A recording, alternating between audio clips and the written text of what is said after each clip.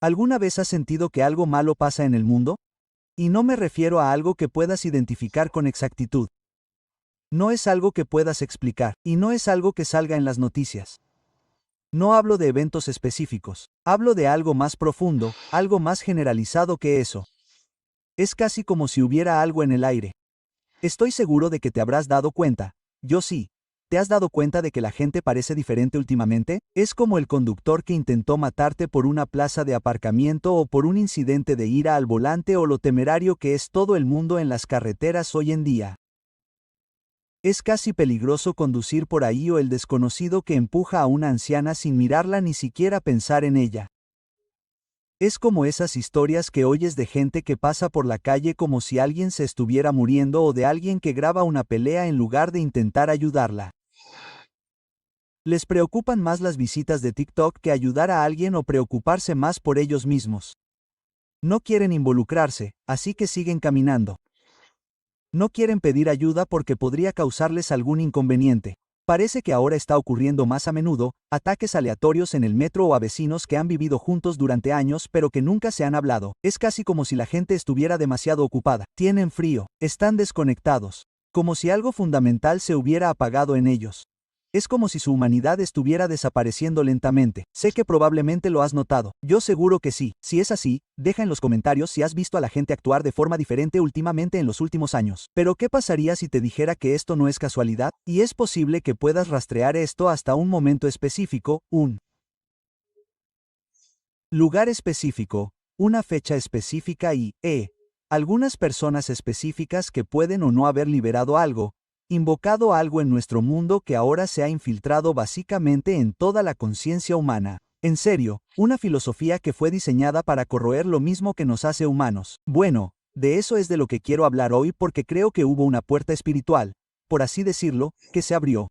Y cuando se abrió, permitió que estas entidades, estos seres ancestrales de los tiempos antiguos entraran en nuestro mundo y tomaran el control. Han vuelto. Han vuelto.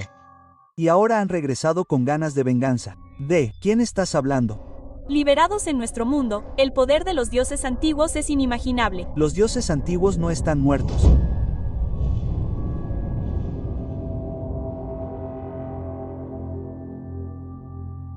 Entonces, ¿de qué estoy hablando aquí? Bueno, para entender de dónde viene todo esto, en mi opinión, creo que tenemos que retroceder en el tiempo. Regresar a 1904 a una cámara que se construyó antes del diluvio de Noé, y al final de este video, entenderás exactamente lo que has estado percibiendo todo el tiempo, lo que yo he percibido todo el tiempo, y creo que es lo que le está pasando a la sociedad en su conjunto. Y no tiene que ver con las redes sociales, y no creo que tenga nada que ver con los productos farmacéuticos. Bueno, eso podría estar influyendo, pero creo que es algo más profundo, creo que es algo más espiritual. Así que volvamos a marzo de 1904. Dentro de la Gran Pirámide de Giza porque aquí es donde las cosas empiezan a ponerse muy extrañas. Dentro de la cámara del rey de la Gran Pirámide de Giza, hay un hombre que realiza un ritual con velas. Su mujer estaba sentada cerca, desinteresada en todo el ritual, desinteresada en lo oculto, básicamente escéptica de todo el asunto, pero estaba allí. Entonces algo cambia. Algo ocurre dentro de la cámara del rey esa noche. Sus ojos se volvieron como de millares. Se volvieron distantes. Su voz se redujo a un susurro y susurró algo. Te están esperando. ¿Quién te está esperando?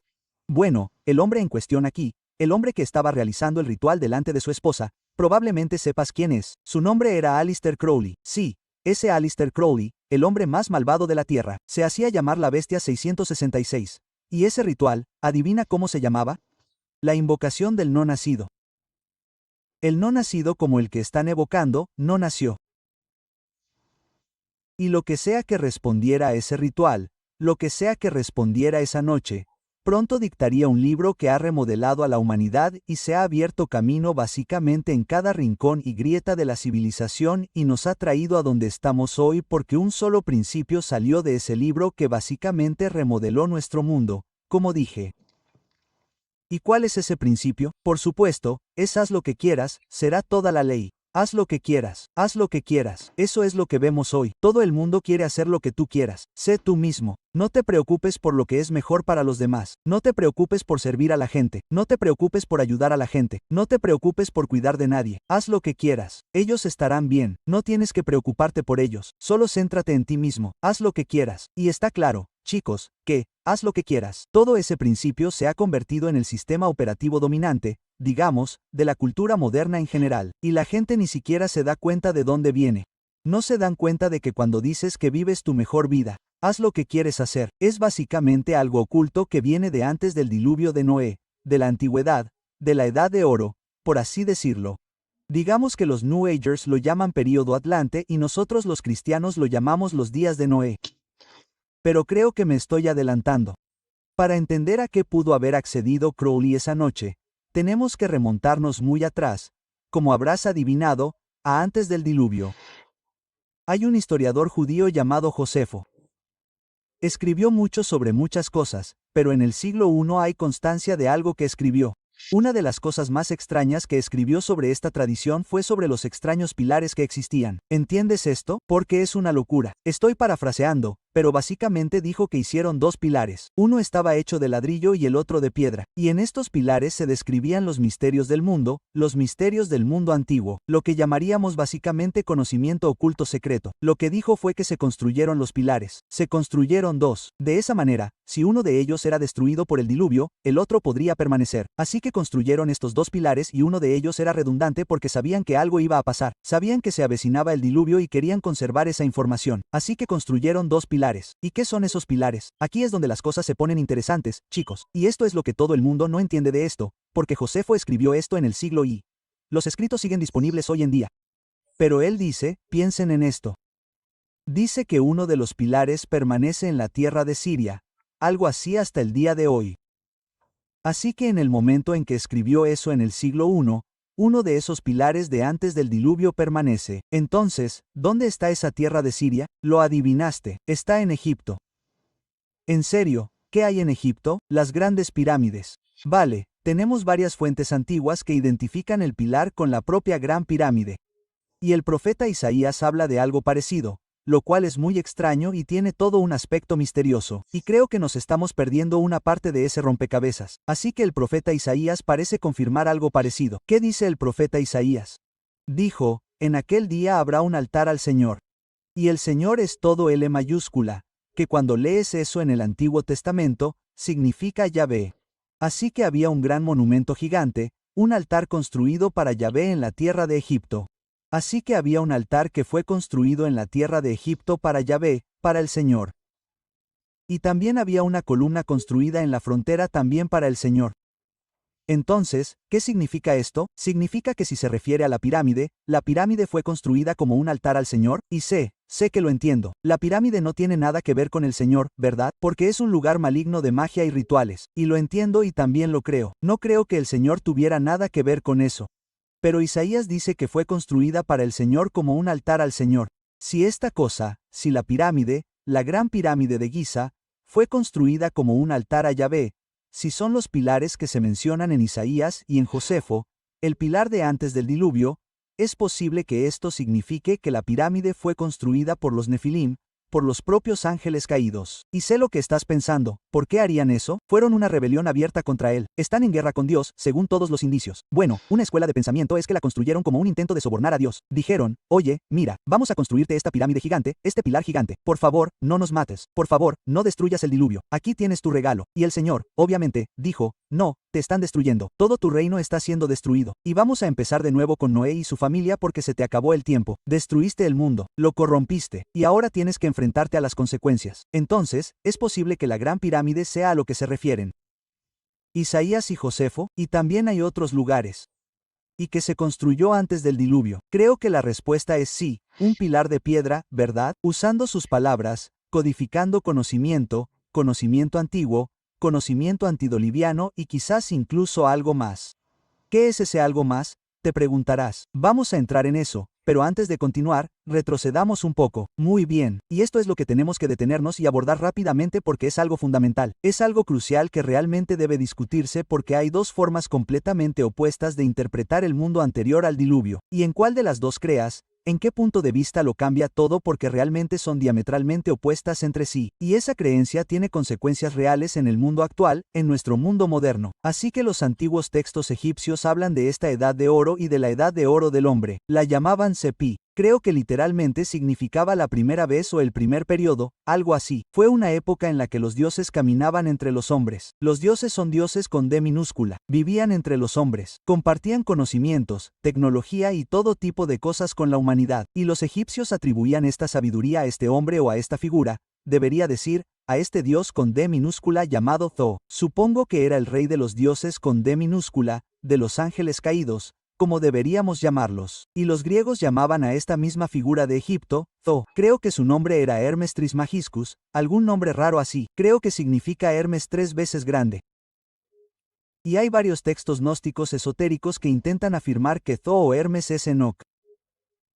Hay algunos antiguos historiadores árabes que intentan decir que Enoc era, ya sabes, un ángel caído o algo así y que construyó las pirámides. Ayudó a construir las pirámides. Pero esto es ridículo. Y permítanme ser claro, esta es la visión ocultista. Esa es la visión de la nueva era del mundo antidoliviano, del mundo anterior al diluvio. Porque según todos los indicios, para ellos, era el paraíso. La Atlántida fue una edad de oro. Fue, lo llamaban, la época de la iluminación donde los seres divinos enseñaron a la humanidad los secretos del universo. Y para ellos, el diluvio no fue un juicio, fue una tragedia, fue una pérdida de la era más grande de la humanidad. Y es por eso que ves a estos ocultistas trabajando horas extras tras bambalinas para intentar abrir estas puertas y traer de vuelta esta era. Y Jesús dijo algo sobre esto en lo que vamos a profundizar.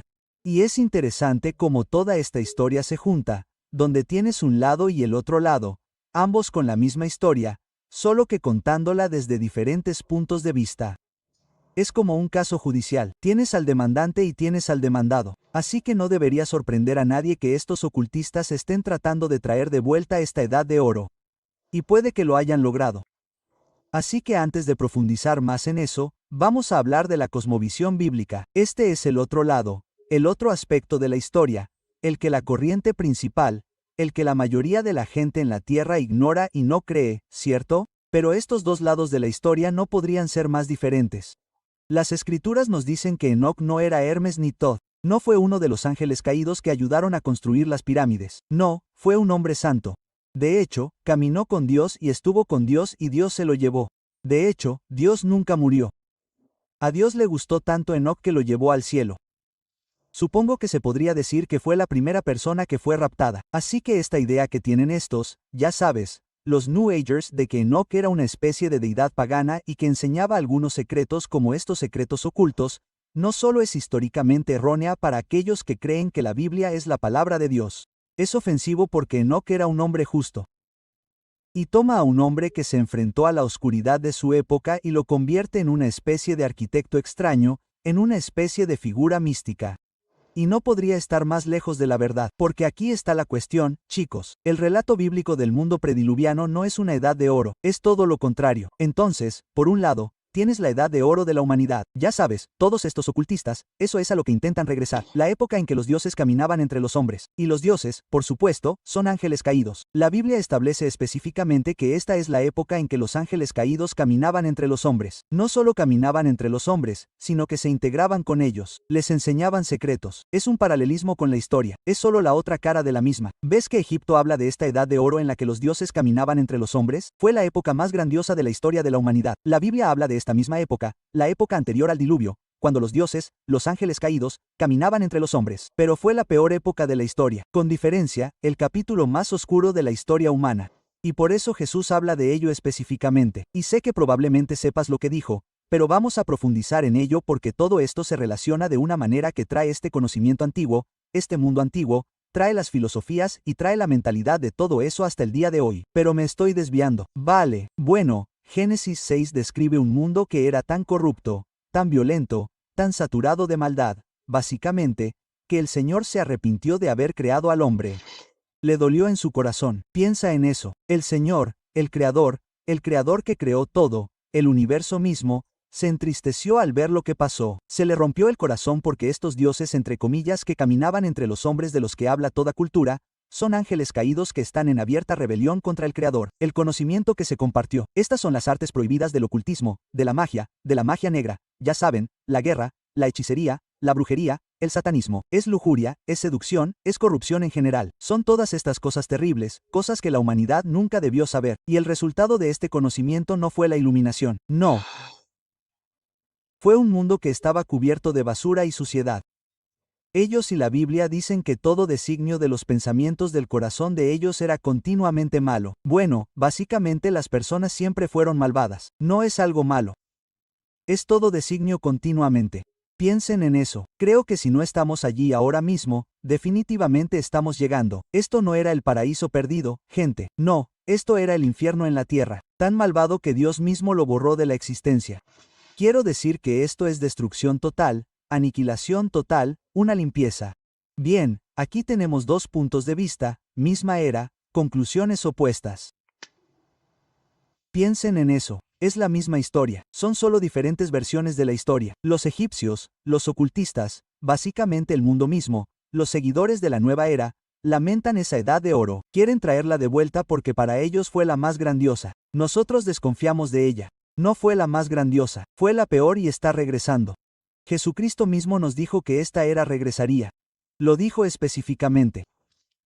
Ahora bien, no quiero adelantarme. Entonces, las escuelas de misterios, ¿cierto? Las escuelas de misterios de Egipto afirmaban preservar este conocimiento, esta sabiduría de esa era de los tiempos antiguos. Los iniciados de estas escuelas de misterios realizaban rituales dentro de la Gran Pirámide. Esto está en el registro histórico, ¿cierto? Remontándonos a miles de años, incluso en la Cámara del Rey, y buscaban reconectarse con lo que fuera que existiera, cualquier conocimiento, cualquier entidad, cualquier energía, cualquier espíritu, lo que sea, como quieras llamarlo, existía antes del diluvio, porque este pilar de piedra, este monumento, esta pirámide, para eso fue construida, para preservar este conocimiento para que un día la humanidad pueda reclamarlo. Y si dices que la humanidad no puede reclamar ese conocimiento, se perderá para siempre. Eso no es lo que Jesús nos dice, ¿de acuerdo? Entonces, volvamos a 1904, a este ritual en la Cámara del Rey en la Gran Pirámide con Aleister Crowley y su esposa, porque aquí es donde las cosas vinculan el mundo antiguo con el moderno. Entonces, volvamos a la historia de Aleister Crowley. Entonces, él realizó este ritual dentro de la Gran Pirámide con su esposa, que no era creyente. Entonces, ella entró en trance y dijo, te están esperando. Probablemente pasó días después de este trance que tuvo su esposa tratando de profundizar. Estaba probando las comunicaciones. Le estaba preguntando a su esposa sobre cosas de mitología egipcia que posiblemente ella no podía saber porque no le interesaba. No estudió nada de eso, no lo sabía, simplemente estaba ahí porque tenía que hacerlo, ¿cierto? Le dijo, vienes conmigo, hagamos este ritual juntos. O existe la posibilidad de que él supiera que, al ser ella una incrédula, podría ser un recipiente abierto para que esas cosas la poseyeran. Así que la llevó allí como cebo. Realizó este ritual como una forma de atraer a esos espíritus para que entraran en ella, lo cual creo que es la respuesta correcta, pero creo que la llevó allí para que fuera un recipiente vacío, para que fuera algo en lo que esos espíritus pudieran entrar y hablar con él. Y eso es exactamente lo que pasó. Ella respondió correctamente a todas las preguntas que él le estaba haciendo. Sabía cosas que eran sobrenaturalmente imposibles de saber para ella. Unos días después, una semana, 2 semanas, no recuerdo, poco tiempo después de este ritual, ella todavía estaba siendo influenciada por este espíritu. Dijo que podía sentirlo. Seguía hablándole. Estaba haciendo que las cosas fueran extrañas para ella. Así que lo llevó a este museo en el Cairo y pasó por esta exposición y luego pasó por otra exposición hasta que se detuvo en un artefacto específico. Fueron a este museo. Ella comenzó a caminar pasando exposición tras exposición y luego se detuvo en esta que mostraba este ritual muy específico y adivinen cuál era el número de catálogo para eso, supongo que 666. ¿En serio, creen que es una coincidencia? Definitivamente no. Está bien. Entonces, mientras estaba allí en la exposición, se detuvo. Estaba mirando esta talla y le dijo a Crowley, dijo, esta es la entidad que me está hablando. Esta es la entidad que invocamos. Era Horus. Entonces, unos días después, creo que fueron 2 o 3 días después de eso, Crowley evocó con éxito a Horus directamente. Y luego vino el dictado, un dictado palabra por palabra. Se puso en contacto con otra entidad. Esto fue en su habitación de hotel. Y creo que la historia dice que todos los días, desde las 12 del mediodía hasta la 1 en punto, esta entidad específica llamada Aguas Iwos entraba en la habitación de hotel de Crowley y le dictaba. Le hablaba. Le daba información, y esto ocurrió durante mucho tiempo, por cierto, era algo cotidiano, y Crowley anotó esa información e hizo un libro con ella. Así que Crowley se sentaba en esa habitación de hotel todos los días mientras esa entidad llamada Aguas, que decía ser un mensajero de Horus, enviado por Horus para dar esa información, para impartirla directamente a Crowley, le dictaba el libro de la ley. Piensa en esto, ¿vale? Tienes a esa antigua entidad que fue contactada desde el interior de la pirámide dictándole a Aleister Crowley un libro de la ley que se convertiría en la base de toda su religión. Así que Crowley describió a este tipo, Aguas, como alguien que tenía un cuerpo, creo que dijo, hecho de materia fina o algo así. Dijo que no podía distinguirlo del todo, no podía verlo del todo, pero podía sentirlo y podía verlo en su mente. Dijo que esa entidad era alta y oscura y que podía oírla por encima de su hombro izquierdo. Entonces se sentaba allí a escribir y no podía ver si se giraba, no había nada allí, pero oía la voz allí mismo y sentía su presencia en su mente, la de una figura grande, alta y oscura que estaba allí de pie hablándole. ¿Cómo te suena eso? Esto tuvo lugar durante varios días, desde ese momento específico del 12 al 1, cuando estaba escribiendo, esta entidad regresaba y le hablaba hasta que el libro estuvo completo. Creo que transcribió más de 200 versos que están en ese libro. Y esto se convertiría literalmente en la base de su filosofía religiosa que más tarde llamaría Lima, que por cierto se había vuelto muy popular entre mucha gente, como el científico espacial llamado Jack Parsons, que realizó el ritual de trabajo de Babilonia que abría portales. Y todo eso está relacionado con la tradición ovni. Probablemente ya conozcas la historia, así que no voy a entrar en detalles, pero era un seguidor de Crowley, practicaba la lima. Hacía estos rituales que provenían de esta entidad que enseñaba información del mundo anterior al diluvio. Todo esto lo conecta todo. Nuestro mundo moderno se conecta con el prediluvio a través de este evento. Entonces, ¿cuál fue la enseñanza central de este libro? ¿Cuál fue la enseñanza central que le dictó esta entidad a Crowley? Lo adivinaste. Es que haz lo que quieras, esa será toda la ley. Y de nuevo, eso es lo que vemos que ocurre hoy en día, ¿verdad? Y lo que Crowley dijo que no se trataba simplemente de hacer lo que quieras. No, se trata de descubrir tu verdadera voluntad, tu persona auténtica, tu yo auténtico. Y esto nos lleva exactamente a lo que estoy diciendo sobre ti, ¿verdad? Descubrir tu verdadera voluntad, que obviamente es una inversión de la Biblia. Y esa es una de las cartas de presentación para saber si algo es malo o no. Si es la Biblia invertida, si es lo opuesto a lo que dice la Biblia, viene del otro lado, porque el otro lado no tiene trucos. Lo único que hacen es, la Biblia, darle la vuelta y a eso lo llaman su religión. Es solo una falsificación de la palabra de Dios, pero al revés. Por lo tanto, no tienen originalidad. Los ángeles caídos, los demonios, ya sabes, todo eso, ninguno de ellos tiene creatividad ni originalidad. Simplemente copian la obra del Señor y la ponen patas arriba porque no tienen nada más, ¿cierto? Así que, sí. Entonces, como decía originalmente, todo esto de haz tu voluntad era, ya sabes, según todos los indicios, se trataba más de hacer tu voluntad que la voluntad del Señor. Se trataba de encontrar tu verdadero y auténtico yo. Pero algo sucedió y algo sigue sucediendo a lo largo del siglo que siguió. Ya sabes, con el tiempo, a medida que pasa el tiempo, comenzó a mutar en algo mucho más corrosivo, mucho más peligroso y mucho más accesible para las masas. Porque aquí está la cuestión, y esta es la parte más importante. El libro de la ley, este libro que fue dictado por esta entidad que era de los tiempos anteriores al diluvio, no se quedó solo en los círculos de culto, no se quedó solo en los rincones más oscuros de estos rituales, no se quedó solo con los de arriba, no, se extendió, y se extendió rápidamente como un reguero de pólvora por todo el mundo a través de los artistas, a través de la música. Esta filosofía se ha generalizado. Y parece que si no crees en Dios, crees en esta filosofía. Así que básicamente dividió nuestro mundo en dos. Tienes gente que cree en Dios y en Jesús por un lado y tienes gente que cree en el otro lado. Haz lo que quieras y será la ley. Y no es coincidencia que la cultura pop impulsara esto a las masas.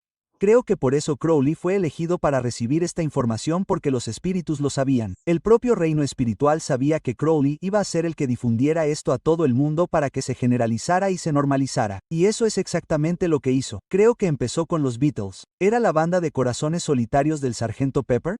Como sea que se llame. Entonces, en esa portada del álbum que está llena de gente famosa, ¿verdad? Caras famosas. Y entre estos grupos de gente famosa, caras famosas, ¿quién está ahí? El mismísimo Aleister Crowley. Estamos hablando de los Beatles. En aquella época, se decía que eran más grandes que Jesús. ¿Recuerdas esa cita? Los Beatles son más grandes que Jesús. Bueno, eso era lo que circulaba en aquella época. Todo el mundo estaba obsesionado con los Beatles y la mayoría de la gente todavía lo está. Por cierto, no soporto a los Beatles. En mi opinión su música apesta, pero me desvío. Vale. John Lennon dijo más tarde que la idea de los Beatles era hacer lo que quisieras. Hacer lo que quisieras. Vale. Así que pusieron a Crowley en la portada de su álbum y luego expresaron su filosofía en su música, en su visión del mundo, en su estilo de vida, en su forma de vivir. Y luego tienes al guitarrista Jimmy Page de Led Zeppelin. Se obsesionó tanto con Crowley que compró esta mansión, esta casa en la que Crowley hacía esos rituales. Era la antigua mansión de Crowley. Estaba a orillas del lago Ness, ya sabes, donde estaba el monstruo del lago Ness, que por cierto, algunas personas decían que el monstruo del lago Ness era una manifestación de algunos de esos rituales crowleyanos. Por eso apareció, la gente tiene fotos de él. Bueno, llegó a través de un portal y por eso no es como un ser físico. Es una especie de criatura espiritual porque allí se realizaba un ritual. Y según todos los indicios, en medio de ese ritual del que estoy hablando, Crowley se fue. Tenía que ir a algún sitio. Lo llamaron y dejó la entrada, el portal abierto. Nunca lo cerró. Nunca terminó el ritual. Así que Jimmy Page de Led Zeppelin estaba tan obsesionado con Crowley que compró la antigua casa de Crowley, donde se realizaban todos esos extraños rituales. Y incluso abrió una especie de librería de ocultismo llamada, creo que era Equinox. Y no es eso, chicos. Creo que estaba en el primer álbum de Led Zeppelin. No sé si es el primero o no, pero en una de las ediciones en vinilo del álbum de Led Zeppelin. Quizás sea el tercero. Sí, es el tercero. La frase haz lo que quieras estaba inscrita en el propio disco. Así que este es un ritual. Poner estas palabras en el disco que llegó a las masas, se extendió por todo el mundo y entró en el subconsciente del público, de la gente en general. Y chicos, no estamos hablando de rumores, son hechos literalmente documentados. Búscalos. ¿No crees lo que digo? Búscalo. Y el kit de la cuestión es este. Aquí solo estoy arañando la superficie, chicos. Simplemente estoy reuniendo toda esta información de una manera que sea consumible para las personas que no tienen que profundizar mucho, pero si quieren, están ahí. Entonces, lo que pasa con los músicos en general y los músicos populares es que muchos de ellos están involucrados en lo oculto. Y hay un músico moderno extremadamente famoso que es considerado como el mejor baterista de todos los tiempos. Sus fans lo llaman el mejor baterista de todos los tiempos. Incluso los que no son fans lo llaman el mejor baterista de nuestro tiempo, ¿verdad? Comparándolo con los grandes. Según todos los indicios, es uno de los mejores bateristas que jamás hayan existido. Y este hombre encarna esta tradición fílmica, esta ideología temática más que nadie. Y es evidente, además, no lo oculta. Su nombre es Danny Carey. Y es baterista de la banda Tulle. Y un dato curioso, chicos, tal vez no tan divertido. Bueno, yo solía ser el mayor fan de Tool. Como obsesionada. Vi a Tulle en concierto en vivo, creo que unas 7 veces. Vi a la otra banda de Maynard, Perfect Circle, 3 o 4 veces. Su otra banda, Puscifer, creo que 2 veces. Incluso me encontré cara a cara con Maynard, me gritó. Pero esa es una historia para otro día. Pero bueno, estaba tan obsesionada con Tulle que cuando tenía todas las camisas de herramientas, solo usaba camisas de herramientas durante un tiempo, y cuando estaba en el instituto, tenía rastas y usaba esas camisas de herramientas. Yo y la gente con la que salía éramos como fanáticos de las herramientas. Solía decir todo el tiempo que las herramientas eran Dios. Esa era una frase que solía decir, y ahora me da un poco de vergüenza, pero estaba tan obsesionado con el Tool que pensaba que era una especie de Dios, como un Dios musical, como una entidad, ¿sabes? Era una locura, pero ahora tiene sentido. Cuando tienes en cuenta esta información, tiene sentido por qué Tool tiene tanto control sobre la gente, porque los ritmos, los golpes de batería, la música en general, no es solo música, hay algo detrás. Hay un aspecto espiritual que engancha a la gente de forma inconsciente, que hace que la gente se obsesione con la música, y eso es intencional. Y especialmente si tienes en cuenta todo este aspecto mágico que le gustaba tanto a Danny Carey, el batería, en el que se basa obviamente cada canción. Danny Kaye era tan fan de Crowley, que de hecho escribió el prólogo de uno de los libros de prácticas mágicas de Crowley. Posee una de las mayores colecciones de primeras ediciones de Crowley del mundo entero. Su batería. Si te fijas en los parches de la batería, todos tienen incrustados estos símbolos mágicos de Crowley. Así que, cada vez que golpea el tambor, es como si estuviera haciendo un ritual. Así que todo lo que hace en el estudio, cada vez que golpea el tambor, cada nota que toca está influenciada por el reino espiritual, por esta magia, por estos símbolos mágicos. Lo que digo sobre Danny Carey aquí es que cada vez que escuchas la música de Tool, cada vez que oyes su batería, estás escuchando un ritual. Estás percibiendo una especie de energía espiritual subconsciente que está incrustada en la música. Y no es una locura porque el propio Danny Carey lo dice. Ha dicho en entrevistas que tocar la batería es como un ritual para él, que cuando están practicando, es un ritual. ¿Crees que es una coincidencia que esta banda no solo se haya vuelto tan popular, verdad? Sino que se haya vuelto tan popular hasta el punto de que sus fans, sus verdaderos fans acérrimos, están en apuros. Creen que están en otro nivel. Los fans de Tool se consideran superiores al resto de la gente. Ven la música normal como música campesina y la suya como música de reyes. Tienen una forma muy extraña de ver a Tulle como banda y a su música en general. Y la banda en sí, no solo el batería, nunca ha tenido reparos en incorporar un simbolismo de culto a su música y a su trabajo. Pero no se trata solo de Tulle, ni de los Beatles, ni de Led Zeppelin. La influencia de esto no se puede exagerar. La infiltración se extiende incluso al hip hop. Jay-Z ha sido fotografiado con su camiseta Haz lo que quieras. Y Jay-Z también es un ocultista radical, según todos los indicios. No puedo verificarlo, pero eso es lo que dice la gente. Y luego tienes a gente como David Bowie y Ozzy Osbourne, que escribió Mr. Crowley. Obviamente tienes a Marilyn Manson, Nine Inch Nails, Lady Gaga. Bueno, todos estos artistas populares que están obsesionados con Crowley, obsesionados con su filosofía de, haz lo que quieras. Leen sus libros, estudian la magia, realizan los rituales. Estas personas se lo toman en serio, y si ellos se lo toman en serio, nosotros también deberíamos hacerlo, porque, según todos los indicios, la música popular, la sociedad popular en su conjunto no solo ha hecho referencia a Crowley, sino que lo ha adoptado. Han adoptado su filosofía. Han adoptado su filosofía hasta el punto de que casi tienes que utilizarla si eres un músico famoso, casi tienes que adoptar su filosofía también, porque probablemente eso sea parte del trato hoy en día. Pero aquí está la pregunta que nadie se hace. ¿Qué pasa cuando, haz lo que quieras será la ley, se convierte, digamos, en el principio operativo inconsciente de toda una civilización como civilización popular en su conjunto? Porque, ¿te has dado cuenta? Hablábamos de ello al principio. La gente parece más enfadada últimamente, parece molesta, parece que su humanidad se está yendo. Y en mi opinión, todo se reduce a esto. El aspecto filosófico es lo que ocurre cuando las personas adoptan este estilo de vida de, haz lo que quieras, esta mentalidad. Porque cuando te centras únicamente en, haz lo que quieras, los demás se convierten en un obstáculo porque tu voluntad es hacer lo que quieras. Y si esa persona se interpone en tu camino, pues lánzala porque esa persona es irrelevante para ti. Así que, ya sabes, ¿a quién le importa lo que les pase? Eso es lo que piensa la gente. Sus necesidades, las necesidades de los demás, de otros seres humanos, sus necesidades se convierten en inconvenientes para ti porque no tienen nada que ver con tu voluntad. No te importa si esta persona come, vive, tiene un lugar donde vivir o tiene un trabajo. No te importa. Lo único que te importa eres tú, tu propia vida, tu propio progreso y hacia dónde vas, ¿verdad? ¿A quién le importan esos desconocidos que no conoces? Y, de nuevo, esta es una inversión exacta de la Biblia. Es exactamente lo opuesto a lo que Jesucristo nos enseñó cuando dijo, ama a tu prójimo como a ti mismo. Entonces, Jesús nos dice que amemos a nuestro prójimo como a nosotros mismos. Y Crowley dice, no ames a tu prójimo, haz lo que quieras. Esa será toda la ley. Pero por alguna razón, la gente lo escucha, la gente lo acepta, acepta su filosofía. Y eso no se debe a quién era Crowley, sino a que murió adicto a la heroína. Desgraciado. No, la mayoría de la gente ni siquiera sabe quién era este hombre, pero su filosofía persiste hoy en día, no porque viniera de él, sino porque proviene del mundo espiritual, porque proviene del mundo antediluviano, del mundo anterior al diluvio. Cuando esa entidad del interior de la pirámide le dijo, oye, aquí tienes el libro de la ley, vas a escribirlo, se hará grande. Ahora, este conocimiento antediluviano anterior al diluvio se infiltrará en la sociedad, y como dije, Jesús nos dijo exactamente que esto sucedería. Bueno, sí, no se trata de Crowley, se trata de las entidades, se trata de lo espiritual, se trata de lo que ocurre cuando estas entidades utilizan a Crowley como trampolín, como punto de partida, por así decirlo. Por tanto, no creo que esto sea solo un cambio cultural que estemos viendo. No creo que por eso la gente se comporte de forma extraña. No creo que haya sido un accidente. Creo que en realidad es fruto de la filosofía que se ha ido imponiendo en el arte, en la música y en la cultura pop durante un siglo. Esto fue intencionado, se planeó y se ha ejecutado a la perfección.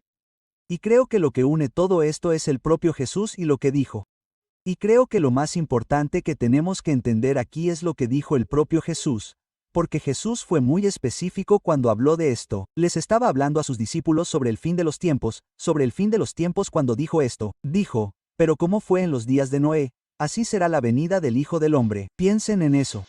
Esto es algo enorme, esto es lo más importante. Ahora miren, en este canal, hablamos de los días de Noé, hablamos de algunas de las cosas que estaban sucediendo en ese entonces y mostramos cómo las mismas cosas exactas que estaban sucediendo en ese entonces también están sucediendo ahora mismo. Y cuando se tiene en cuenta todo el aspecto filosófico de esto, porque tienes las acciones, tienes la tecnología, tienes la presencia de estos seres que estaban vivos y bien durante los días de Noé haciendo el regreso, pero luego también tienes las filosofías de los días de Noé haciendo su regreso al mismo tiempo. Todo está convergiendo en este momento específico en el que todos estamos viviendo ahora mismo, donde parece que este conocimiento antiguo está regresando.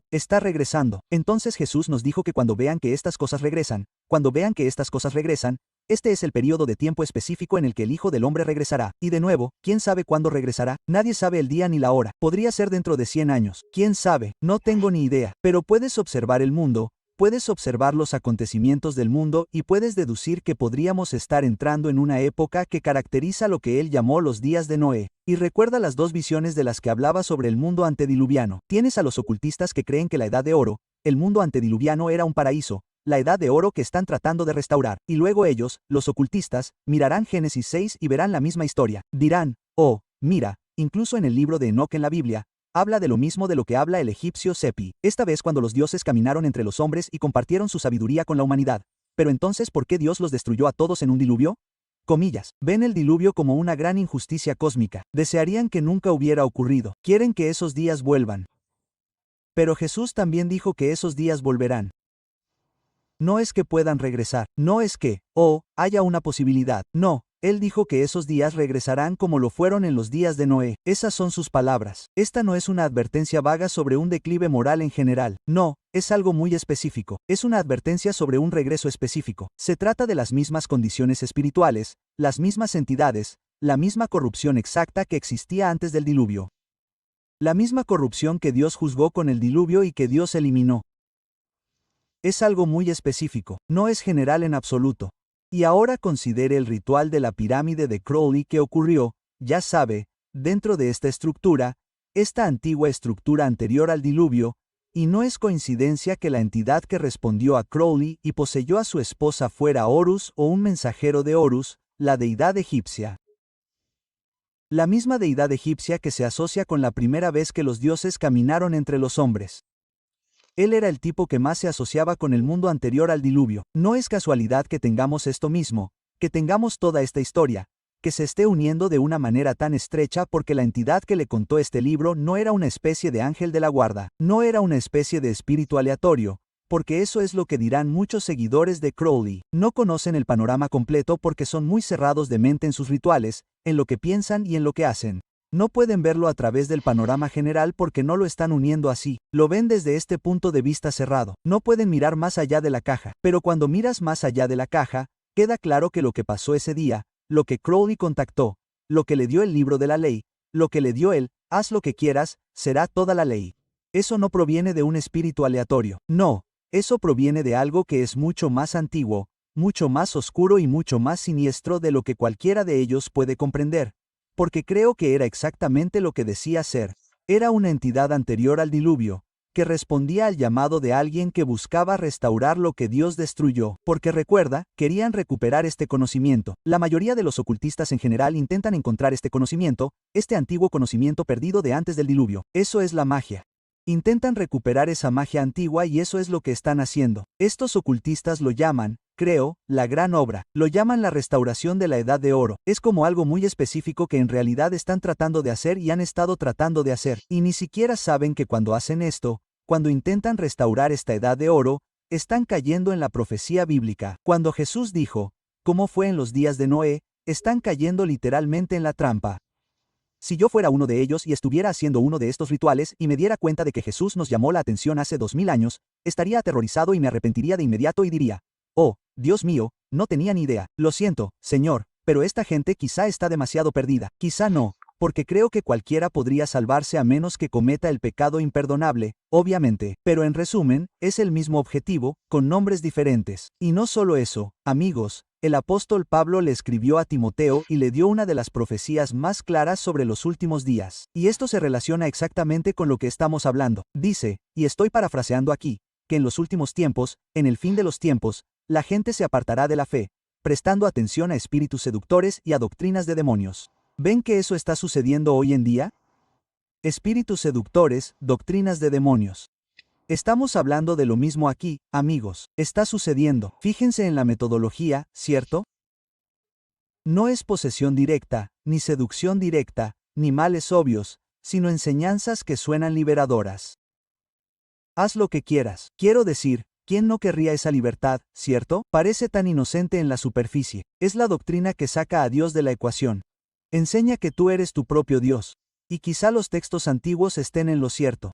Es la misma doctrina que corrompió al mundo antes del diluvio. Cuando piensas en lo que pasó antes del diluvio, todo comenzó en el monte Hermón. ¿Y qué hicieron esos ángeles? Hicieron un pacto. Sabían que lo que estaban haciendo iba en contra de Dios. Sabían que lo que estaban haciendo los metería en problemas. Así que hicieron un pacto como, oigan, todos vamos a hacer esto juntos. Todos vamos a tener problemas por esto. No se puede culpar a nadie más. Todos tenemos que asumir la culpa juntos. Básicamente, están diciendo, haz lo que quieras, no hagas la voluntad de Dios. Estos ángeles en el monte Hermón literalmente iniciaron la mentalidad de, haz lo que quieras, porque esos ángeles caídos, vieron que las hijas de los hombres eran hermosas y querían tener hijos. Querían casarse con ellas. Casarse. Entonces, ¿qué hicieron? Hicieron lo que querían. Hicieron lo que querían. Sabían que iba en contra de la voluntad de Dios. Hicieron un pacto. Oigan, esto va en contra de la voluntad de Dios. Hagámoslo de todas formas porque yo quiero hacerlo. Este es exactamente el mismo conocimiento que Crowley ha traído a nuestra corriente principal hoy en día. Es exactamente la misma mentira que los propios ángeles caídos se susurraban entre sí,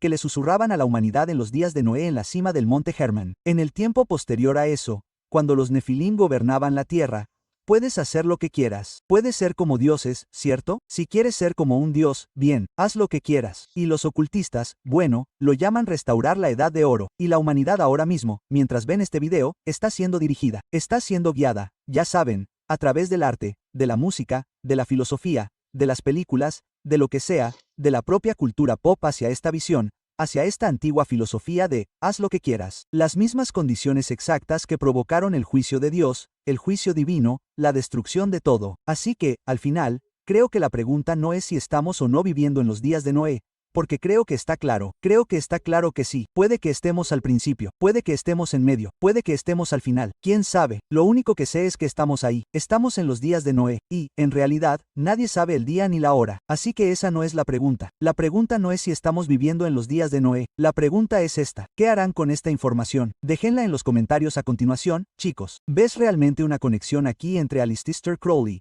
la entidad que invocó los días de Noé y lo que está pasando en nuestro mundo ahora mismo, o simplemente estoy haciendo conexiones que no existen? Me gustaría saber tu opinión. Por favor, ponla en los comentarios a continuación. Y gracias por ver este video. Nos vemos la próxima vez.